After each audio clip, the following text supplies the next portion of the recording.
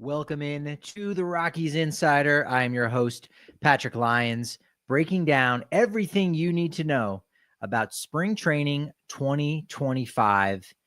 It's here. Pitchers and catchers have reported for all of MLB's 30 teams. Where are these teams located? If you don't know, you will by the end of this episode.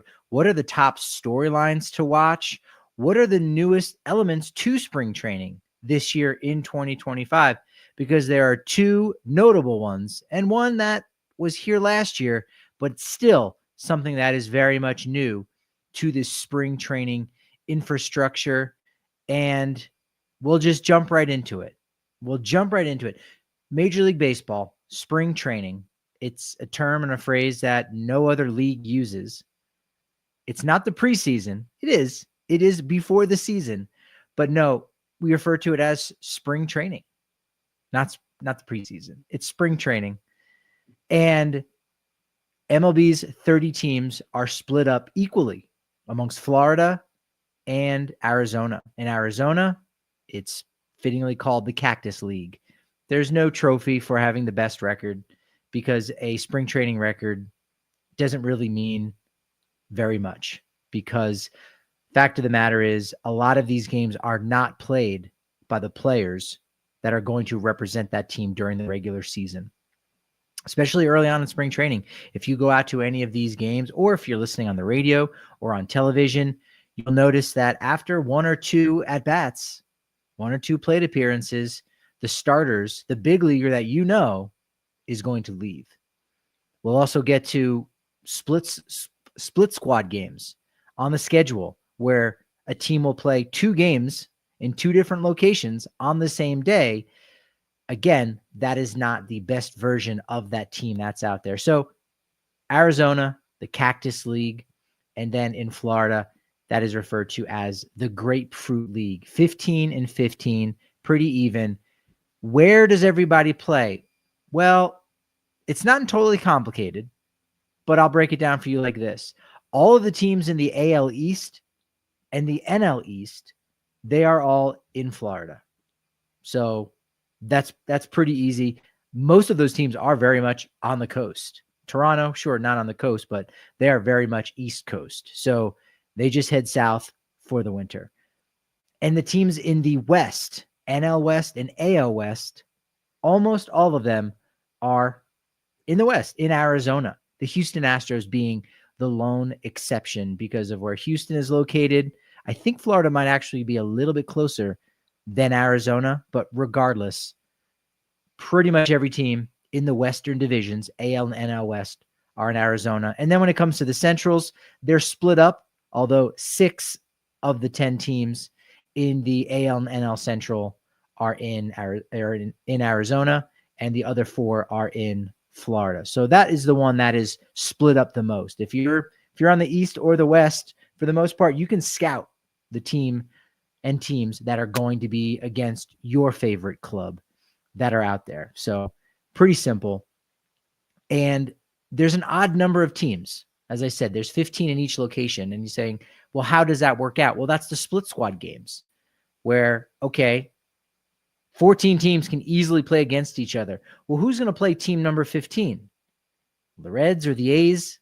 When they make the schedule, they'll say, we'll do a split squad. We'll send over some players to your ballpark. That's why a lot of times, especially early on in spring training in the schedule in late February, you will see a minimal amount of big leaguers from the road team. Now, there is an agreement that you need to have at least 6 players on your 40-man roster to be represented when your team goes on the road. That's so that it is a legitimate competition, so that fans that do attend those games can say, hey, I do know who some of these visiting players are located. So it doesn't seem like it's a total wash or money grab, or, hey, I thought I was paying to see the Dodgers and Rockies. And no, I saw the Rockies and I saw some guys that were in Dodgers uniforms. So that loses some of its luster. That being said, the Dodgers have so many superstars that you might not get a ton of them traveling on the road in the early part of spring training. By the time you get to the final 2 weeks, though, those players need their repetitions. Those players need their at-bats. And so they are going to be making that travel. They are going to be getting some of that going on. What's new for 2025? One of the biggest things that everyone is noticing right away, and maybe not yet, maybe not everyone is noticing it just yet, partially because of the fact that pitchers and catchers have only just started reporting, and we don't have any games yet. So you're just seeing pitchers, and you might not be seeing all of the pitcher's body. You might just be seeing them from the front or from the side and not from the back. And that is where you would notice that Nike has reverted back to the pre-2024 uniforms, both jersey and pants. Last year, it was absolutely disastrous. Nike's first in charge of providing Major League Baseball its uniforms, and they were awful. The lettering on the back was far too small. It looked like a whisper. By comparison, what we had with the uniforms didn't look like a shout. It just looked perfect. It was just the lettering. That's it. But because of how they were producing these jerseys, they had to get the MLB logo below the collar, and that reduced the amount of space for the lettering. So the letters themselves had to be that much smaller. It looked awful. Everyone noticed that it looked really bad. And the pants were splitting, and they weren't a thick enough material. And the road uniforms, the grays, were no longer matching. A gray jersey and a gray pair of pants wouldn't be the same. I think the Yankees were the most notable one, especially during the summer when players were sweating. The material was so thin that it looked like it was just bleeding through. The sweat was bleeding through, and it looked really bad. It looked really bad. Well, Nike has fixed the situation. Is it totally handled? Not exactly. I don't think that it's 100% going to be normalized back to the pre-2024 type of uniform. I think it'll still take another year or so, but still, it's definitely improved. The letters are back to normal. It won't look like Aaron Judge is wearing, a quadruple XL children's jersey or a woman's jersey. I still can't understand why the font is always so small on a women's jersey or a child's jersey. I don't know why it can't just look like what the players actually have. That still doesn't make sense. The fabrics are going to be heavier, so there'll be less ripping, and those road grays won't totally sweat through. Now, the 2025 season will have the proper road grays so that they look like what we had before 2024. However, home whites, not yet. That will not take place or take effect until 2026. That's just how it is. The numbers are a little bit longer or a little bit larger. Embroidered sleeve patches are going to be back, and team-specific custom fonts are also going to be back with these Nike uniforms in 2025. The pants are now going to be tailored properly. Sure, some of them look too sheer. That was a problem. The sweating was a problem. Ripping and tearing, yeah. But they also weren't comfortable for a lot of players. Because last year, how they did it was they basically had players select, or it was selected for them by a clubhouse manager, one of 4 different pant sizes. And they referred to them as body type buckets, right? You fall into one of those 4 body type buckets. Well, they're getting away from that. They are going to have the pants tailored once again. That was one of the comments. I think Carlos Estevez might have said when he was with the Angels last year that, I feel like I'm wearing somebody else's pants because it just is not fitting like it had previously. So players last August were measured so that Nike could fill the orders. We still could, I think, see some teams and players wearing their pants from last season, which I don't know what kind of problems that could cause. And that would only be if whoever is their clubhouse manager for a given team, they didn't order them with enough wait time. And so that really won't come in. I'm hoping that means the road grays will finally match. So the jersey and the pants will now finally be the same gray instead of 2 different grays, because they're being made in different factories, because I imagine it would be a lot cheaper to do it that way. rather than using the same cloth in the same factory to make the entire uniform. It seems as if they're going to get that fixed. So that's a positive. And then this is not having to do with the spring training or the 2025 early part of the season, but it does impact 2025 in a very positive way in terms of uniforms. All-Star game jerseys are going to go back to what we've all known for the past several decades. They're going back the 4-year experiment with having the American League all have matching uniforms and the National League having matching uniforms. That 4-year experiment, which started in 2021 with the Colorado Rockies hosting at Coors Field, that is now over. The American League team, so this year Atlanta is the host. The National League team will be home. They will wear their home uniforms, and the American League team will wear their normal road grays. And it'll be back to normal. Casual fans will now know who is who.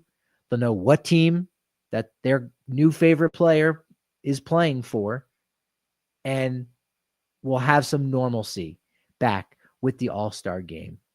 That still might mean the Home Run Derby has a specialized jersey. That's what it was before 2021, where, okay, well, we got to sell these specialized All-Star jerseys to make some extra money. Okay, that's fine. But they only wear that on the practice day, on the Home Run Derby day. That's how it should be. That's how it is now going to be going forward. The other big change for 2025 in spring training, this is huge. This is pretty big. And again, it won't take place during the regular season. It won't have any impact after spring training, after the month of March. But it is an indicator of where baseball is going as early as 2026. And that is ABS, the automatic ball strike system. Robo-Umps are here again, but only for spring training. Now, several of the games, probably about 60%, are going to have ABS. And it's only going to be in the ballparks that is equipped for ABS.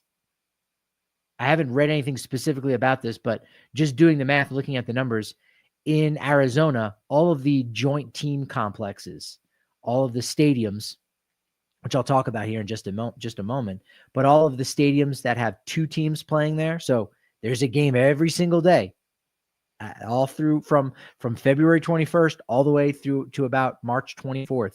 There's a game every day at that facility. Those are equipped with the technology where ABS will be used. You've got the Diamondbacks with the most games where their ABS will be in play with 29. Kansas City and Texas, also in Arizona, have 28. In Florida, the two teams with the most ABS games, Yankees and Phillies. And on the fewest side, Cubs have the fewest at 7. Atlanta only has 8. They're the only ones that have less than 10. So half of the Arizona ballparks equipped with ABS, and in Florida, 8 of the 13 have it. So what exactly is ABS going to look like? Well, in February, once all position players report, which is going to be a week from now for many teams, everyone's going to have their height measured. Their exact height will be measured, and a third-party company is going to be used to make sure players can't somehow change their height and game the system.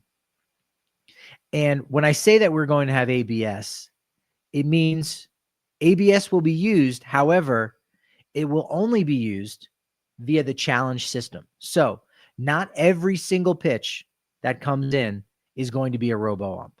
Not every single pitch. In fact, virtually no pitches. It's a lot closer to 0 than all will have ABS. So the challenge system works as such. If a hitter or pitcher thinks that a call was missed, they can tap the top of their head, tap their helmet, their cap, their catcher's mask, their equipment, and the umpire will make a signal. And within about 17 seconds, if not sooner, you'll see on the scoreboard. They've been doing this. They've been working this out in the minor leagues, in the Arizona Fall League. And almost immediately, you'll see where the pitch comes in, and ABS will determine, yes, that was a strike, or no, that was not a strike, that was a ball. So each team will have 2 of these challenges, and once you're wrong twice, you no longer have any challenges. If you're right every single time, sure, you could use it on every single pitch, but how many of those close pitches, or rather, how many times will you see a pitch that is that close, that's borderline? Not a lot. Not a lot. So each team will have 2. And as I said, it's about 17 seconds. MLB has pretty much gotten it down to that in the minor leagues. The average amount of challenges you'll see in a 2-challenge game is just under 4. Again, this is using data from the minor leagues over the last several years. In the minors, a lot of the games will use 3 challenges. It'll be a 3-challenge system. And with that many, it's a lot closer to 6. So despite the fact you'll get, that much more, it doesn't really move the needle all that much. Now, what I find to be interesting is the home plate umpire and ABS. They have 2 different strike zones. Not totally different, but different. Now, we know that umpires, some people probably don't realize that home plate umpires, they get on average about 96% of calls correct. 96%. So in a game, quick game of 200 pitches, 100 for each side, they're missing eight calls. Those are 8 close calls, right? They're typically going to be close calls, and that is going to change that at bat for the hitter, or it could end an at bat for a hitter, either with a strikeout or a walk. So those 8 pitches are really important. But what's interesting is if you look at a heat map, and a lot of this data is available, umpire auditor, umpire scorecards are available out there, are 2 really, really good websites. I think they're on social media as well. But you'll notice that umpires have somewhat of an egg-shaped strike zone. It's very oblong. It's rounded. And that rounded top actually goes north of what the strike zone should be. It also goes south, below the knees, ultimately, of where the strike zone should be. Now, that gets made up for lack of a better term, by the fact that the corners are not exact on the top and the bottom. That's an area where a pitcher could hit that corner, and odds are the umpire's probably not going to call that because the eyes, the brain, whatever it may be, can't see a corner. It rounds that corner off. And so those borderline pitches now with ABS is going to make the strike zone, in theory, a little bit bigger. And I say in theory because the Athletic had a really great article about umpires' zone size. And what was fascinating about it is that depending on the count, the strike zone size will change for umpires. And we know this is kind of in the way that things have gone, fair or unfair, in the past. And I think it's probably a lot more fair now. But when the count is 3-0, pitcher's thrown 3 balls, again, nobody goes to the ballpark to watch a guy jog to first base on a walk. So the strike zone is as big as it can be, 550 square inches on a 3-0 count. Conversely, when the count is 0-2, the strike zone gets a little bit tighter at 0-2 because now you are ringing somebody up. It's one thing if a batter swings, but when he doesn't swing, that borderline pitch, is it being called a strike or is it a ball? And now the hitter's still behind with a 1-2 count, but let's give him a chance to hit, which is a main point of the game of baseball. So 3-0 is the most extreme for the large side of the zone. At 0-0, the size of the strike zone is 524 square inches, so a little bit smaller, so more of a true zone. But again, when the count is 3-0, it gets larger. When the count is full, 3-2, again, you want to think of it as a true zone. It's 462 square feet, so it's a little bit smaller than when it's 0-0. As I said, an 0-2 count has a 412 square inch zone. So that's like 40% of when the count is 3-0, right? It shrinks down. An ABS strike zone, though, a three-dimensional ABS strike zone is 443 square inches. So it is a smaller strike zone than what the umpires are typically giving. That's going to be interesting to see how that plays out. Now, again, it's going to be somewhat of a small sample size in these games because only 60% of the spring training games will be using it. Not sure how many of the big leaguers will take advantage of the challenge system. A majority of the guys who are playing in these games in spring training, they've experienced the challenge system. They've experienced ABS in the minors coming up, and they just know, right? It's similar to the PED testing. That once Major League Baseball implemented PED testing in the minor leagues, it made it that much more likely that those same minor league players were not going to use performance enhancing drugs when they got to the majors because they were used to all the testing. And then when it was implemented in Major League Baseball, it was fine. It was not a big deal. You didn't see a lot of guys testing positive and getting suspended. So that's similar to ABS and Robo-Umps and the challenge system. Think about it, over the last 3 years that it's been implemented, how many guys have come up from the minors? How many guys have been in the majors nonstop since 2020? Less than there is more, right? So we'll see some of that challenge system, and that's going to be really interesting. The final new thing, still relatively new, that you need to keep your eye out for in spring training is Spring Breakout. Last year was the first year it debuted in 2024, a showcase of the future of baseball. The best prospects in each farm system across the Grapefruit and Cactus League ballparks. Last year, of MLB Pipeline's top 100 prospects, 71 were represented during these Spring Breakout games. This year, there's going to be 16 matchups over 4 days from March 13th through 16th. For the Colorado Rockies specifically, their Spring Breakout lineup included Chase Dollander as the starting pitcher. Then you had Adael Amador, Zach Veen, Jordan Beck, Yankiel Fernandez, Hunter Goodman, Sterling Thompson, Drew Romo, Warming Bernabel, and Ryan Ritter. 9 guys that very well could suit up for the Rockies this year. Prospects are coming up and getting promoted and debuting faster than ever before. And so to have the best of the best highlighted last year and to know that a lot of them will make their debut this year, and some of them debuted last year. Jordan Beck debuted, Amador, Hunter Goodman came up at the end of 2023. Romo. On the pitching side, besides Dollander, Sean Sullivan and Carson Palmquist pitched an inning in this 7-inning contest. And then you had Seth Halverson, Jaden Hill, Angel Chivigi, and Zach Agnos. So those are all guys that are non-roster invites to this year's camp. So the guys that you go out and see on March 16th, I believe 16th is the day that the Rockies will take on the White Sox prospects. But the players that you see in that game, the starters at least, they are guys who can make an impact on the big league roster as soon as 1 year from now. You'll also see later on in the game some of the younger prospects that haven't gotten a chance to play at Double-A just yet.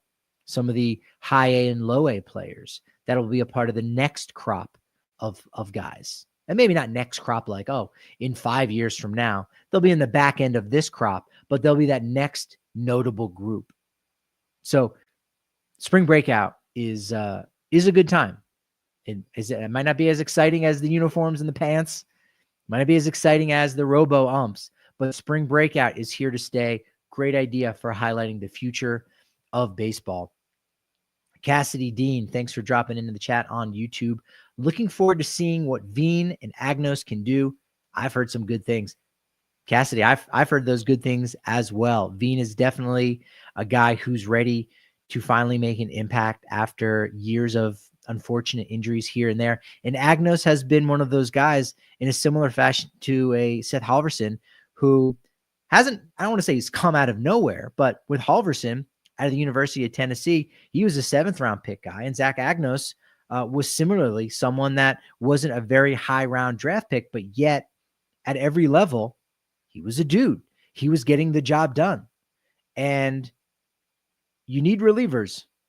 And we're seeing it more and more. I think Houston Street, to name a name, was the first of his kind, where he was a closer in college, and he was a closer in the minors, and he was a closer in the majors. Typically, though, you draft starting pitchers, and when they don't work out, they become relievers. Well, not everybody follows that track. It's less and less frequent that happens. And so Zach Agnos is one of those guys. In fact, he was one of the first players that I know Thomas Harding sat down and talked with when he got down there to Scottsdale, Arizona. So that gives you an idea what Zach Agnos is working with. I don't know if he's going to break camp when the team heads to Florida on March 25th. I would tend to say no. I would tend to say Zach Agnos could have a wonderful spring. But the simple fact that since he's not on the 40-man roster, and there are already so many young relief pitchers that are on the 40-man roster, they're going to have an advantage, a logistical advantage. That's it. That's all that it comes down to. Never say never, but it's still exciting to see what he is able to do. And maybe, just maybe, if other players aren't performing in that young group of relievers in the bullpen, or if some guys get injured and Agnos does his job, maybe he will be there on that third base line in Tampa Bay on March 28th.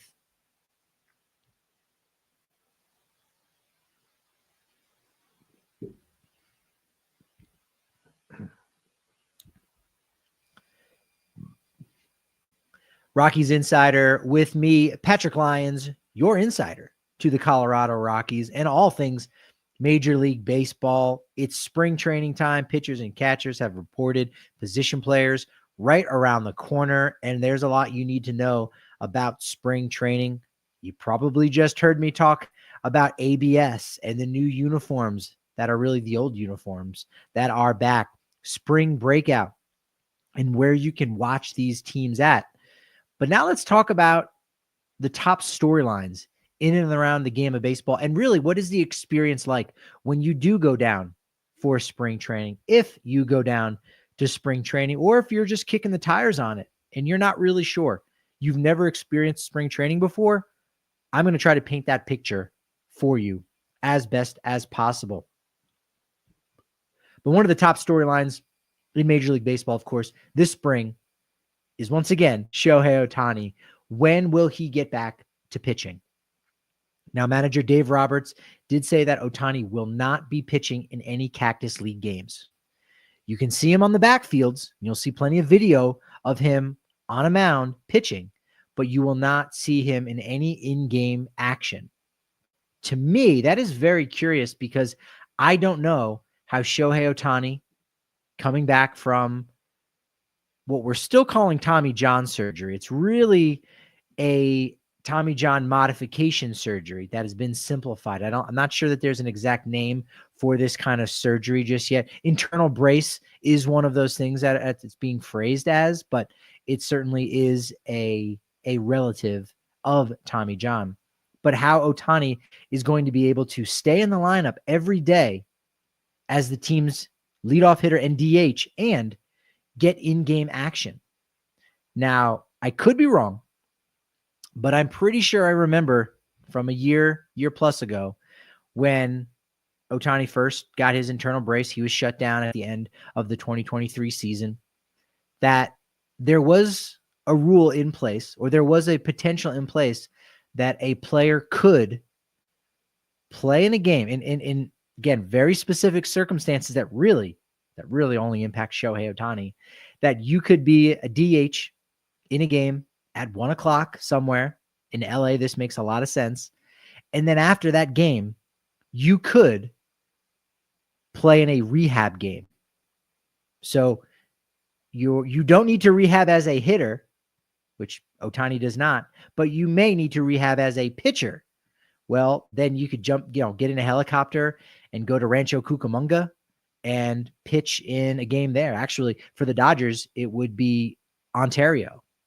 They're opening up a new stadium, but I don't think they've got a new nickname, or maybe the Ontario Stadium is opening up in 2026, because there is going to be some shuffling. I don't think it's this year. It's not. So they'll still be the Rancho Cucamonga Quakes before moving into a brand new facility in Ontario, California. But nevertheless, he'll be able to play in 2 games in the same day, one in the majors, one in the minors, one where he's healthy as a hitter, as a DH, and the other where he's rehabbing.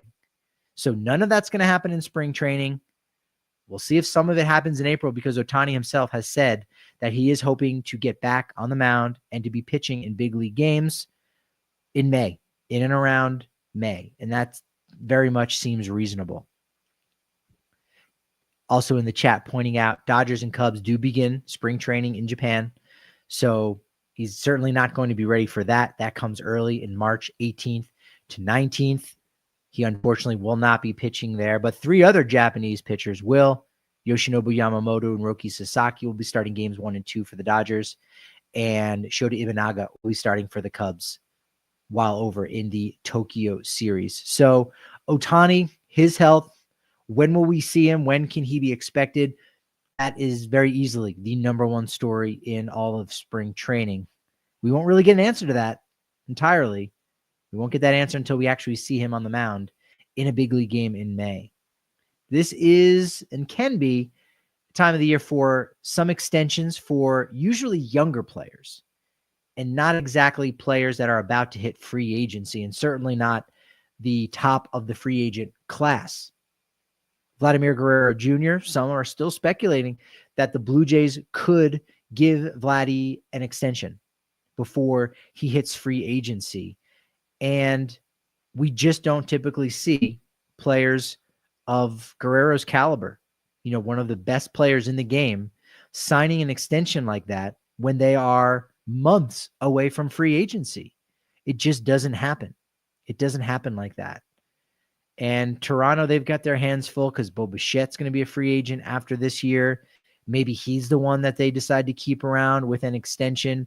But it becomes really hard, because if you are Vladimir Guerrero Jr.'s agent, you're looking at certain comparisons. You're looking at Juan Soto in a lot of ways, and you're saying, all right, well, my guy can probably get $700 million as well in free agency.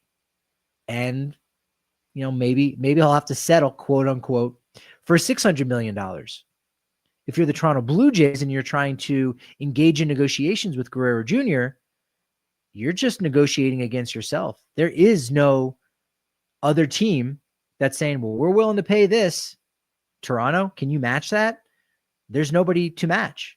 So what kind of offer are you going to give him? Are you going to, I don't want to say lowball him, but give him something closer to 600 million?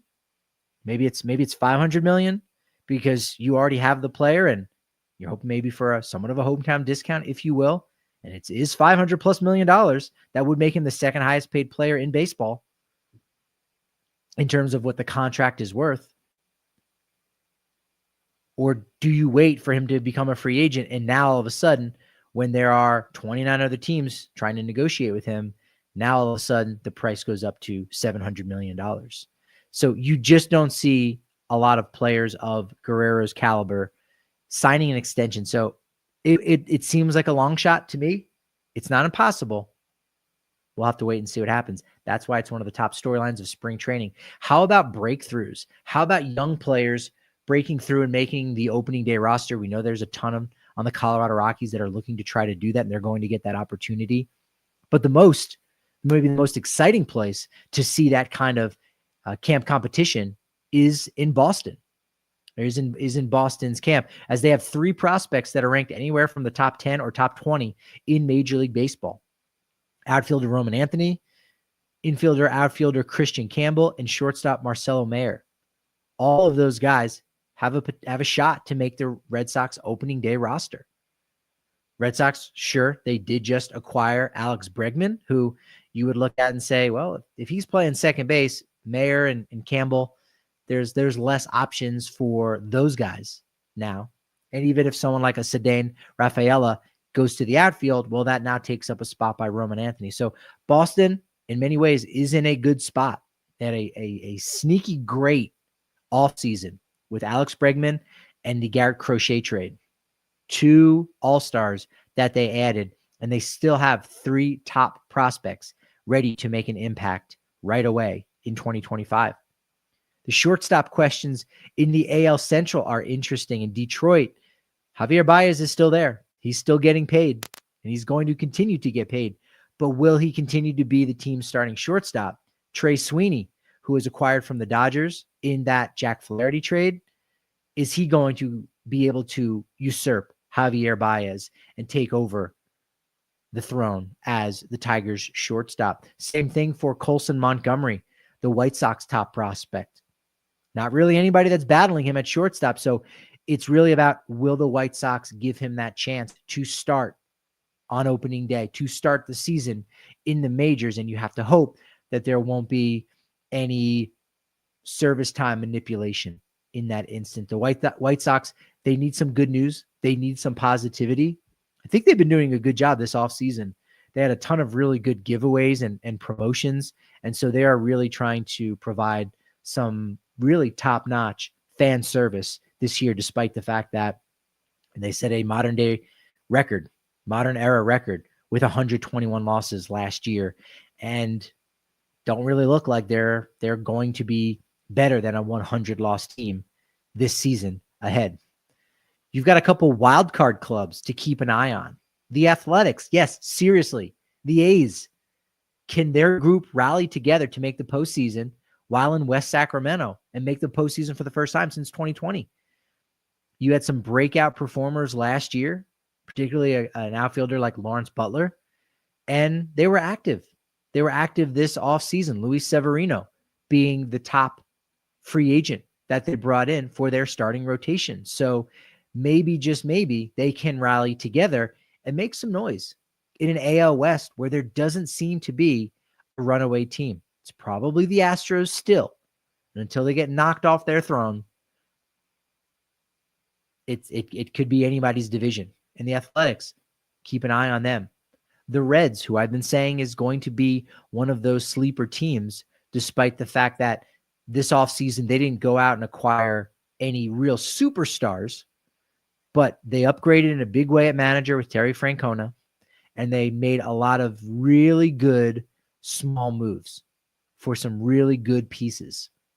Ellie De La Cruz is your shortstop. But then after that, which combination of infielders elevates Terry Francona's team the most? Matt McClain is back after missing all of 2024. He was arguably the 4th best prospect in the National League in 2023, right after Corbin Carroll, Kodai Senga, and Nolan Jones. Right there was Matt McClain. In my opinion, better than the guy who did finish 3rd, James Outman, who I would have had 5th or 6th if my ballot went that deep. But McClain returns. They just acquired Gavin Lux this offseason from the Dodgers. He can play second base as well as a little bit of outfield. Heimer Candelario, their free agent signing from last offseason. First base, third base. Where does he end up? Spencer Steer, who can play some outfield. He's going to have some time at first base and third base. Noelvi Marte, who had that suspension last year. He is back. Can he be the third baseman of the future for the Reds? And that still leaves first baseman Christian Encarnacion Strand. So they've got a lot of options to mix and match. The Reds are going to be interesting. And then finally, as far as top storylines are concerned, those health concerns, those players that really need to prove that they're healthy and they're worth the big deals that they are signed on. Jacob deGrom, back now, made 4 starts at the end of last season. Can he elevate the Rangers? Can he provide them what he wasn't able to in 2023 when they went to the World Series without him? Can he lead that rotation? And maybe they are that club that can take over the AL West atop the Houston Astros.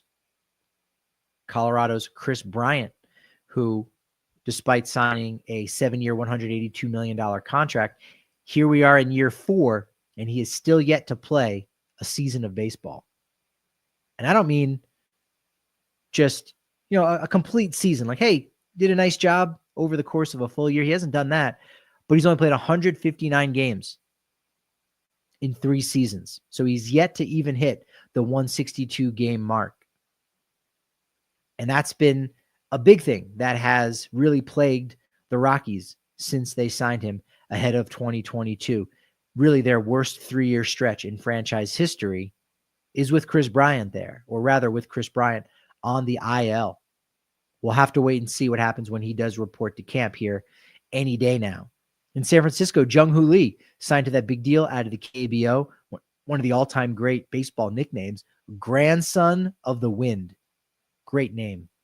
His dad was a pro ball player whose nickname was Son of the Wind. So naturally, Jung-Hoo Lee, Grandson of the Wind.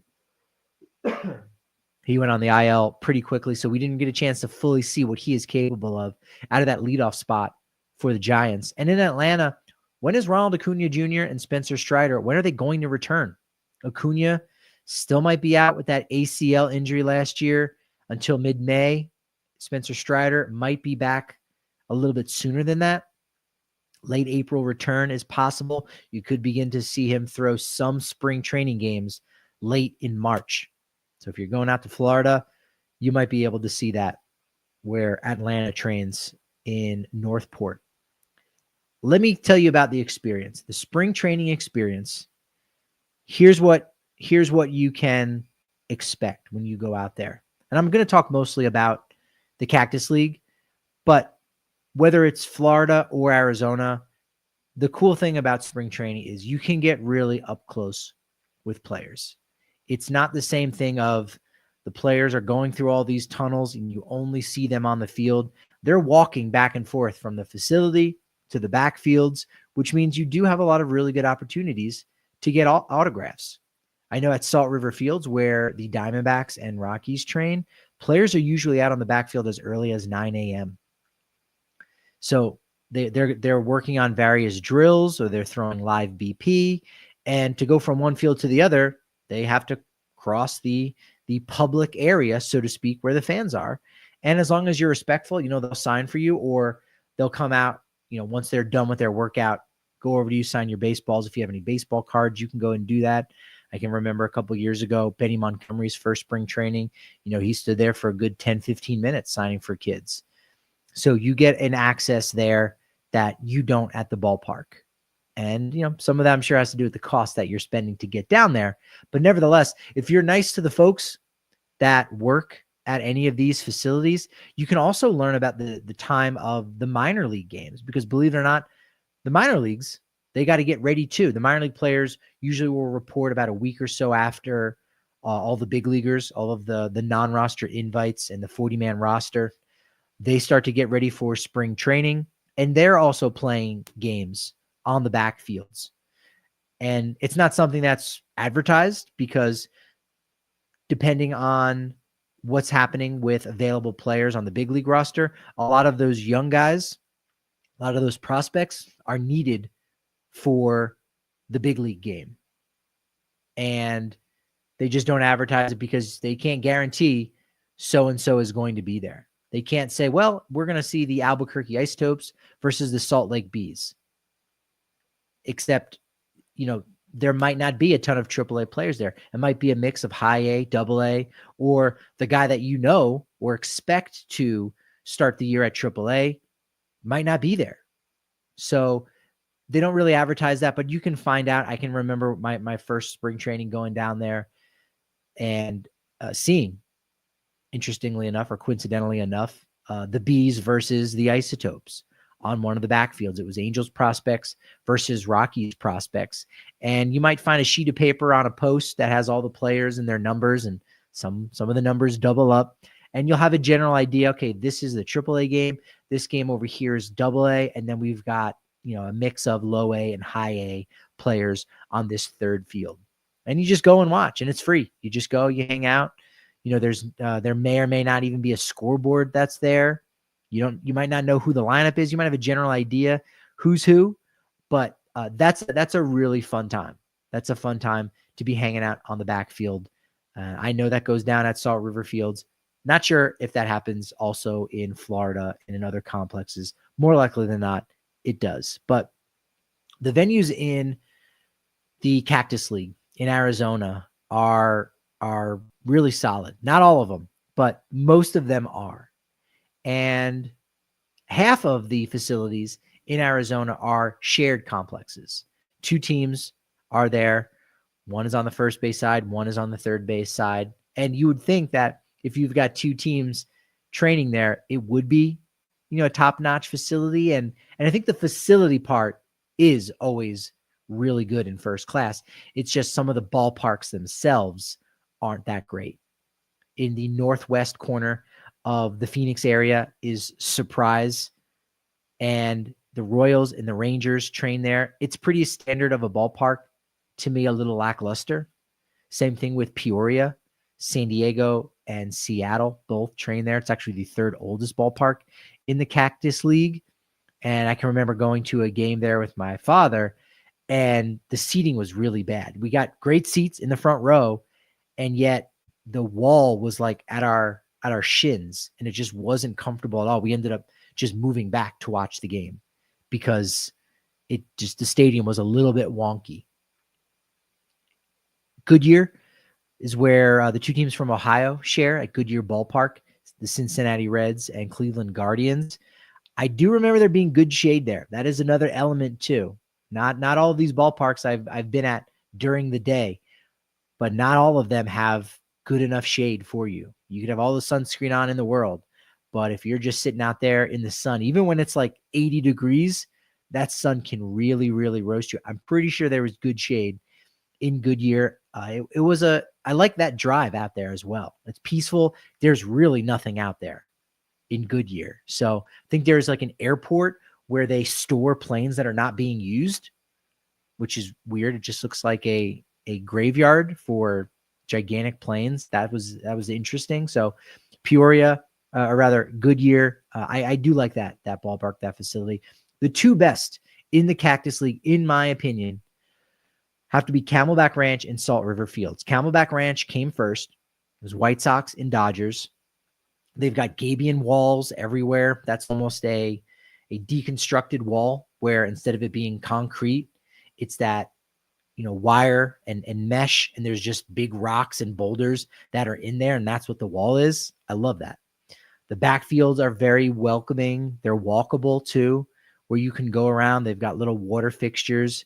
I can remember seeing a bunch of balls that were, either home runs or foul balls during some of these backfield practices, and it goes in the water, and there's just a baseball floating in there, and kids, trying to reach out and grab it. So those facilities, I think, are really nice.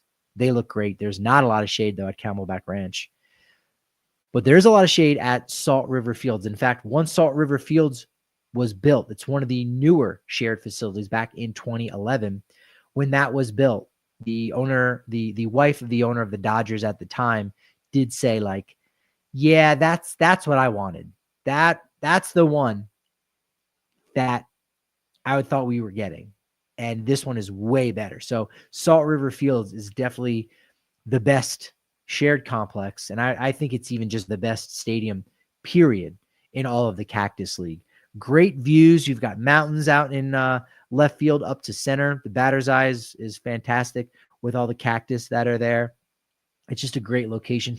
There's tons of things to do around that area too, in that ballpark. So the where it's just located is it's just fantastic. So highly recommend you check out a game there. The solo stadiums are very unique unto themselves. You got Tempo Diablo in Tempe, where the Angels play. They got like two buttes out in left field. There's a highway that goes by the outfield. It's the oldest ballpark in the Cactus League, 1969, believe it or not. Third oldest spring training ballpark in all of MLB. You got Scottsdale Stadium, which feels really old because of where it's located, pretty much in Old Town. But it was actually built in 1992.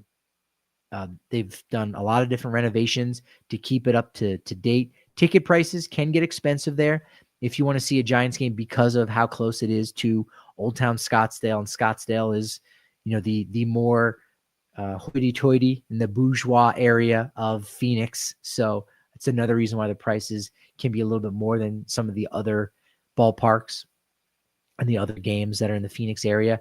Hohokam Stadium, where the A's play, is very old school. It's pretty boilerplate, but I kind of like it for that reason, because it doesn't treat itself like it is this spring training oasis. It's just kind of an old ballpark, and I kind of think it has some charm. American Family Fields of Phoenix in Maryvale, that's just in like a residential neighborhood. I haven't been back there since they've done their renovations, but it just sits down in the ground. So when you walk up to it, you're looking down on the field. I think that's pretty neat.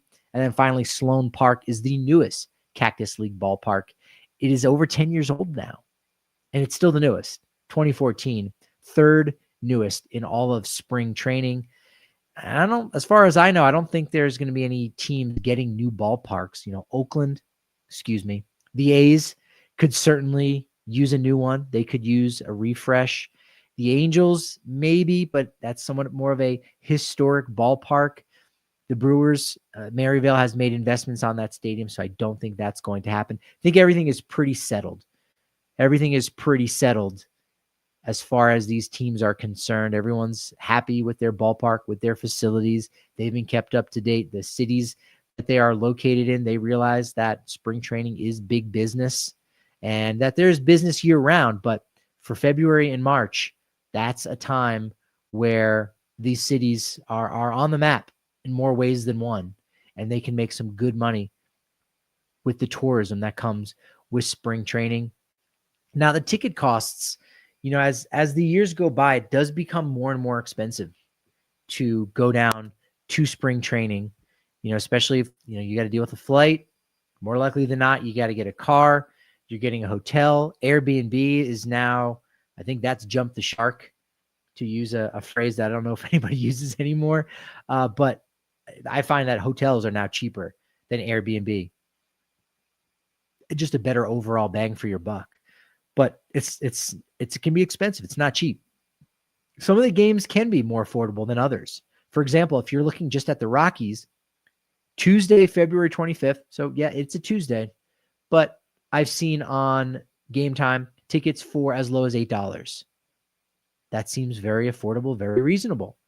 Then you've got Monday, March 10th at 110 on a Monday. I'm hoping you're on spring break by that point. You've taken some of your vacation time.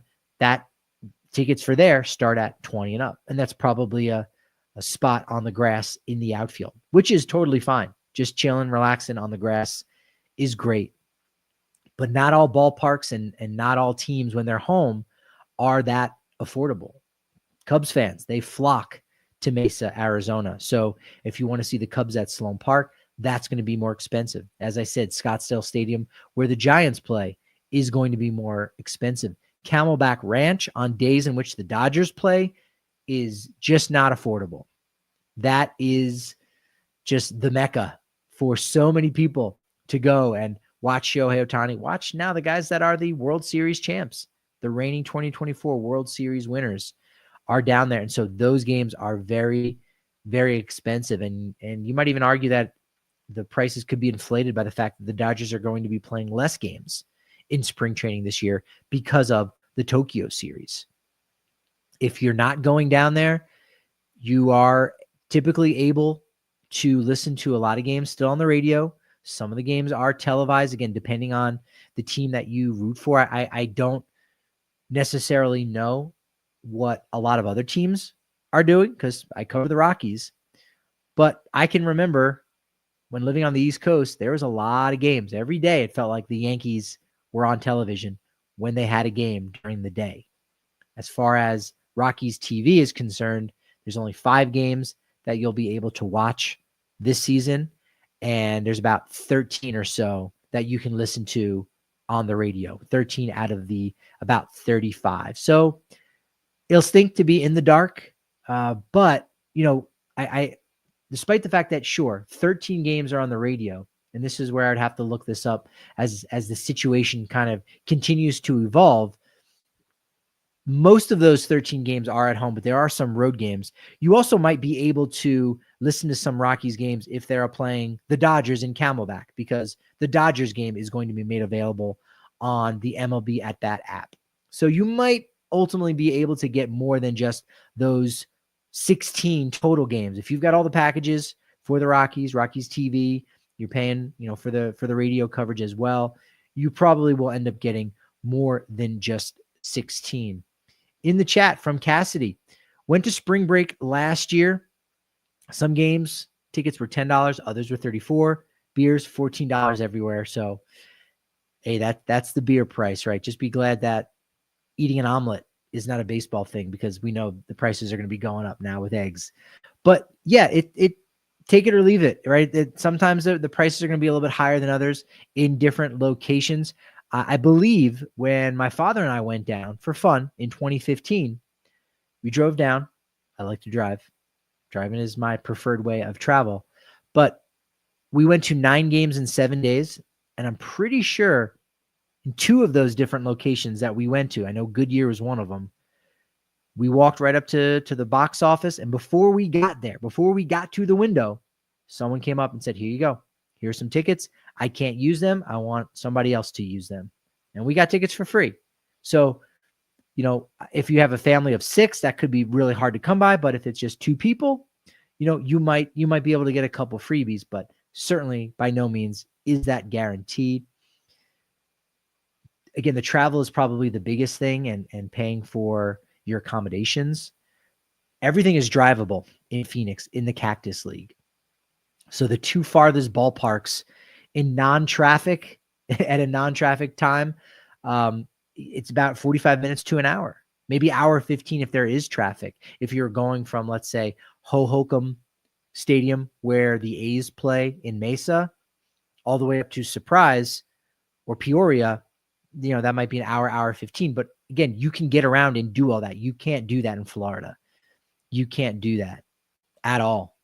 That's a rough go in the Grapefruit League. But you can drive around. So that's one of the reasons why I prefer to drive coming from the Denver area. There's 2 different ways for me. You can do it in 1 day. You can do it in 2 days. I do it in 1 day to knock it out. It's over. I want to get there. I want to experience it. But there's usually 2 routes. If you're curious, from Denver, you can just take the I-25 route, where you're going down through Colorado Springs, Pueblo, and Albuquerque. There's a spot that I found on my last year's trip that's in Gallup, New Mexico, about an hour outside of Albuquerque. A really nice coffee shop that was there. Gallup, pretty cool. I definitely want to go back and check that out and experience that again. Or you could take the mountain route and go west on I-70, which for me is questionable, because unless you're really checking the weather and your stuff, you may or may not want to be driving on I-70 going west. But you'd go through Vail, Grand Junction once you get out on the other side, Moab, and then when you start coming south, you'd go through Flagstaff. So there's more for you to do. And if you are trying to break your drive up over multiple days, the I-70 route could be the one to go and do some sightseeing there. You're a lot closer if you go through I-70 and go through Moab. You're a lot closer to the Four Corners Monument, which I ended up doing 1 year. That's a pretty cool thing. It's not free either. To get into that facility, you do have to pay. But you can be in 4 states at one point: Utah, Colorado, New Mexico, Arizona. It's pretty cool. You want to check that out. You might want to go check out the Grand Canyon as well. The I-70 route through Grand Junction, Moab, Flagstaff. That's going to put you a lot closer to the Grand Canyon than if you just went south through Colorado Springs and Albuquerque. I was going to talk a little bit about some of the prospects that you can see, but I'm going to wrap this one up now. There are a ton of prospects that are available. That's the nice thing too about spring training, is that you follow a lot of these guys. You look at the top 100 lists. You think about, well, maybe this guy could be a good trade chip, or maybe, just maybe, if you've got a veteran player that's going to be a free agent after this year, and your club is considering dealing him, hey, what are some of the players on other teams that you would love to have on your club? And you're doing that kind of scouting. Well, you can do all that in spring training. You don't have to go to, all corners of the United States to all of these various minor leagues. You can see them in one place. And that's about as cool as it gets.